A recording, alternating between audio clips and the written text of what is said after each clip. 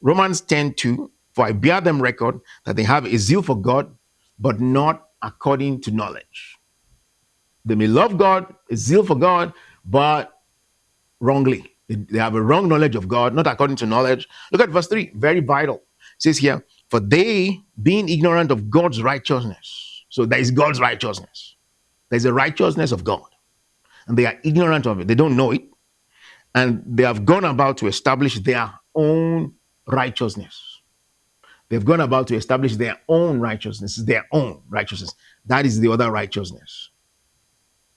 And they have not submitted themselves unto the righteousness of God. So you can see clearly there are two kinds of righteousnesses, your own righteousness or my own righteousness, and then there's the righteousness of God. And in this case, the Jews, the Israelites, they've gone about to establish their own righteousness. And they have not submitted themselves to the righteousness which is of God. I want you to notice the fact that it uses the word submission there. Submission. They have not submitted themselves to the righteousness of God. They have gone about to establish their own righteousness. Look at it. In verse 3, it says, they are ignorant of God's righteousness and have gone about to establish, which implies they have gone to do a lot of work. You go through a lot of work. They've gone about. Why did Paul say that? Gone about. They're going about to establish their own righteousness. And they have not submitted themselves to the righteousness of God. The righteousness of God, all it requires for you to do is just submit yourself. Just submit to it. Just accept it. Let's put it another way. Let's just believe it.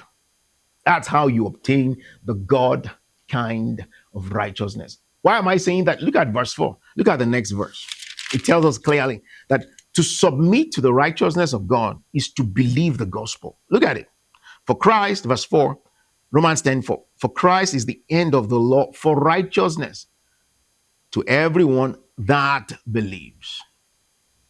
As far as righteousness is concerned, Christ is the end of the law.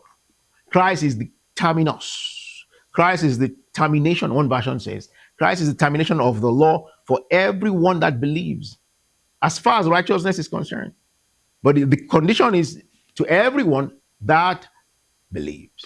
You believe it, that is submitting to the righteousness of God. Hallelujah.